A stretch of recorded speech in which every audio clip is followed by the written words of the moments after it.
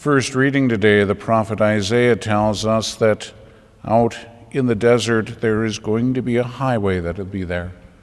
And he said it will be called the Holy Way. No one unclean may pass over it, and fools may not go astray on it.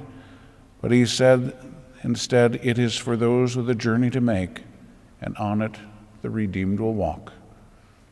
Well, that's us. We are redeemed by our Lord Jesus Christ in his blood. We are called ultimately to the glory of God, to be able to go to heaven. And in this life, which is really a desert, we are called to get on that holy way. Every one of us is called to holiness. Every one of us is called to be a saint. And we're put in the midst of this world that we're living in, a world that not only doesn't know God, but in fact a world that has rejected God. A world that doesn't know the spiritual and therefore has given itself over entirely to the material. And it's in the midst of that world that God is asking you and me to make a choice. Do we want the spiritual instead of the material? Do we want God instead of all that the world has to offer? It seems like a pretty easy choice.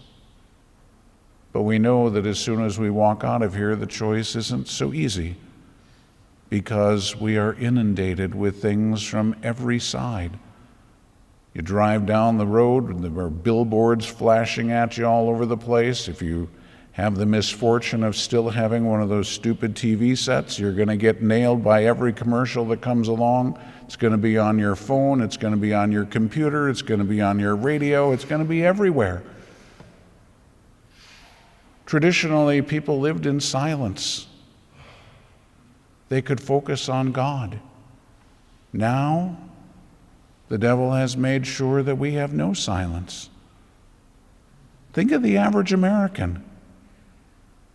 We get up to a radio, turn on the stupid TV, get into the car and turn on the radio, go to work and we've got the radio going, we've got the computer going, get back into the car and turn on the radio, get home and turn on the TV. Had to stay in a hotel back about a month or so ago, and the people above me must have been some of those people who can't sleep without their TV on. All night long, the blasted thing is blaring. It's like, come on. And so we look at this and say, well, it's no wonder we can't focus on anything spiritual, because we've filled our lives with noise, and we've filled our lives with material things. It's all about the senses, and it's not about the soul.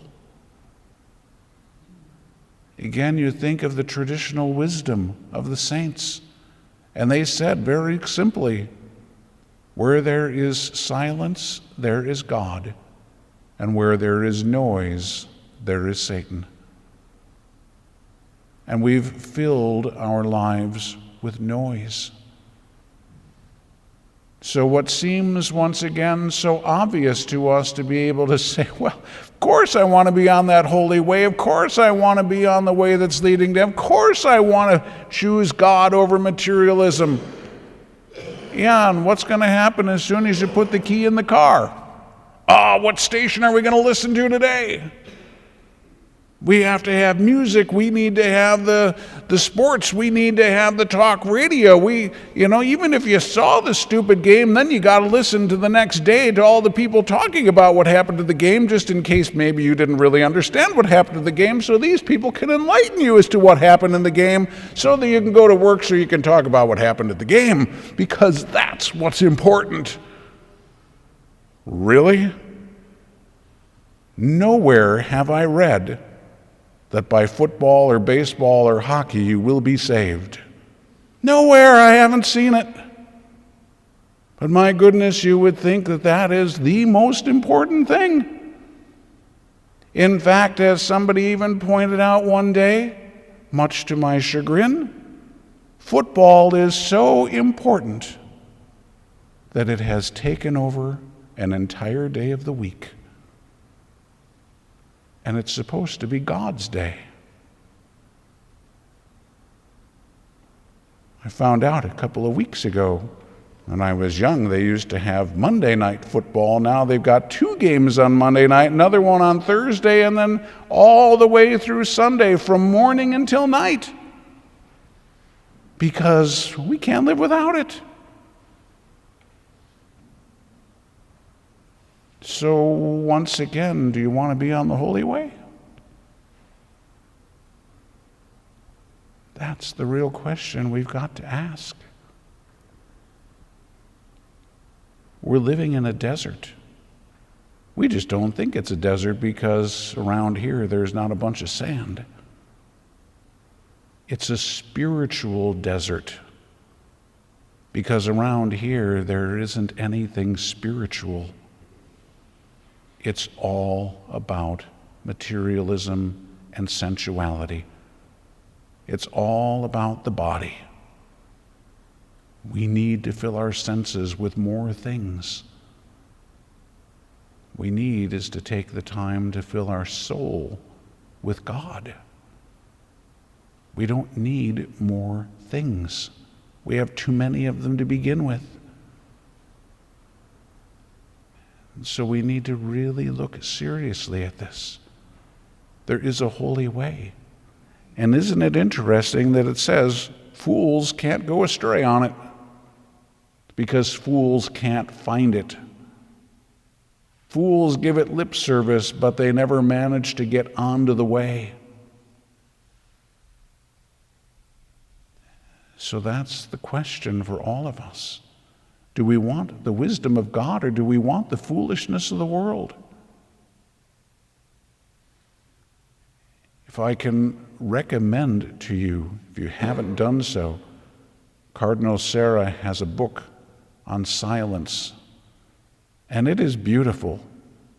And Cardinal Sarah has lots of wonderful insights. When you get about 2/3 or 3/4 of the way through the book, there is an abbot, a monk, that they interviewed. And it is amazing. I mean, all the things that Cardinal Sarah has to say, they're good. But what this guy talks about, you can see the value of the silence. You can see the depth that comes through. It's so profound in its simplicity. That's what silence does for us. Just to be able to see that. Cardinal Sarah, when he wrote the book, was in Rome. If you've ever been to Rome, there is zero silence in Rome. So he's writing about silence and the importance of it. But then there is a man who lives silence. And there is no comparison. A wonderful thing for all of us to be able to think about.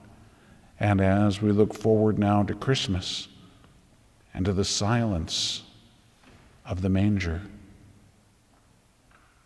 our Lord came into silence. It's the way he lived his life. That's what he's asking of us, to fill our soul, not our senses. So if we can begin to simplify, then we can find that holy way. Then we can find the quiet that our souls desire and really need. Then, like the people in the gospel today, we will, once we can get onto that way and start moving along, we can even say we have seen incredible things today. Because once you recognize the silence, you start noticing all kinds of things that you couldn't see with all the chaos. It is a wonderful thing, a glorious thing. If we will take that time to pray, if we will try to enter into the silence and the simplicity, our lives will change. We won't be fools any longer because we'll find the holy way. the way that leads to heaven. Of course, there is only one way, and Jesus said, I am the way. But in order to find him and in order to hear his voice, we have to block out all the rest of the nonsense so that we can truly come before the Lord. These people, the crowd was too much. They couldn't get this man to the Lord, so they let him down through the roof. Well, we're pretty crowded around here these days with noise, with stuff, with chaos. We need to find a way to get through the roof, to lower ourselves down, and to be able to present ourselves before the only way, the holy way, before the Lord himself.